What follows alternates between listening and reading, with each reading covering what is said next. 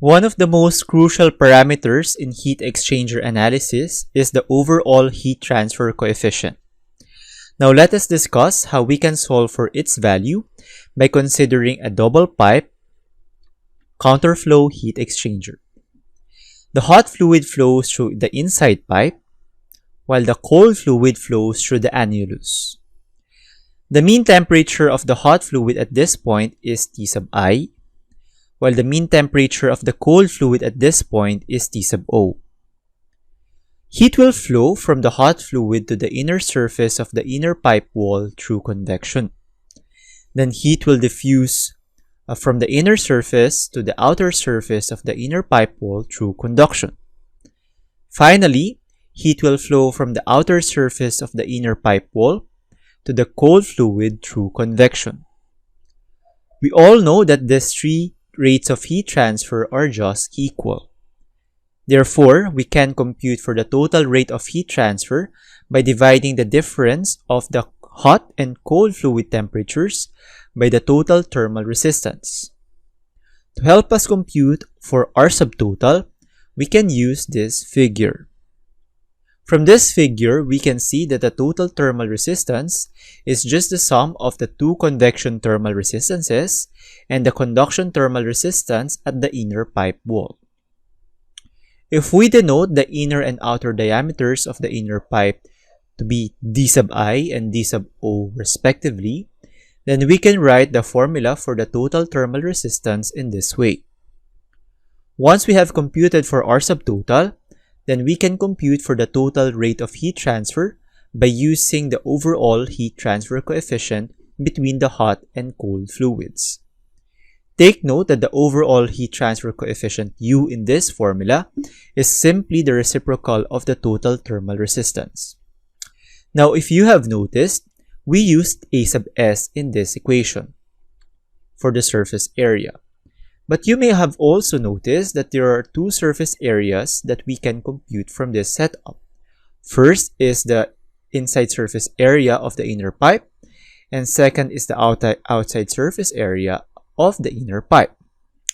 Now the crucial question is, which of the two surface areas are we going to use? In most heat exchangers, the thickness of the pipe wall is very small. This makes the outer and inner diameters of the pipe wall to be almost equal. Therefore, we can now simply zero out the second term in this formula and replace A sub Si and A sub So in the denominators of the remaining terms by a single variable A sub S. Now that we have introduced the overall heat transfer coefficient, we can now discuss further heat exchanger analysis. Basically, there are two purposes of heat exchanger analysis. First is to allow us to select the best heat exchanger type for a particular application. And second is to allow us to predict the outlet temperatures of the heat transfer fluids. Now, there are specific methods that we can use to achieve each purpose. For heat exchanger selection, we can use the log mean temperature difference method. While for outlet temperature prediction, we can use the effectiveness NTU method. Before we proceed to the discussions of the two methods of heat exchanger analysis, let us first lay down the assumptions underpinning our analysis. The first assumption is that the heat exchanger is a steady flow device. This means that the properties of the fluid at each point within the flow do not change with time. Second is that the specific heats of both heat transfer fluids remain constant at any point within the flow. Third is that the actual conduction along the length of the pipe can be considered negligible. And last is that the outer surface of the heat exchanger is perfectly insulated. This means that heat transfer takes place only between the hot and cold fluids.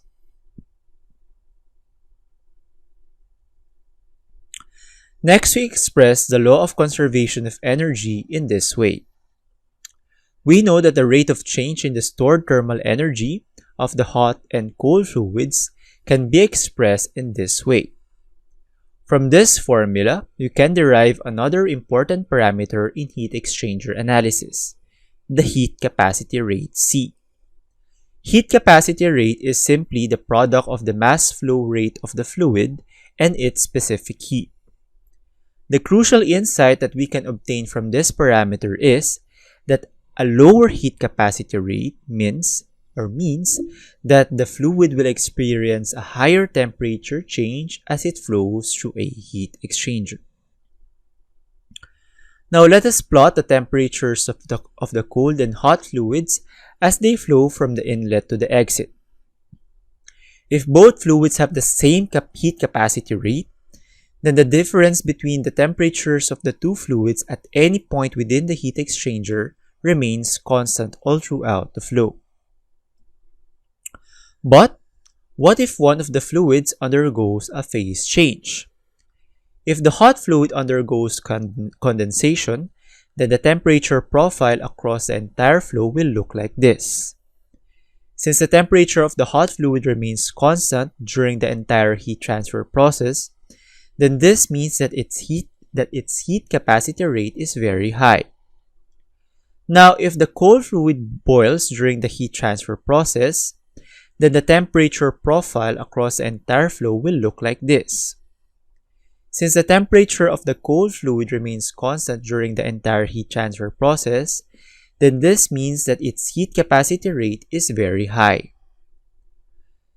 Now that we have discussed all the basic concepts underpinning heat exchanger analysis, we are now ready to discuss the two methods of heat exchanger analysis.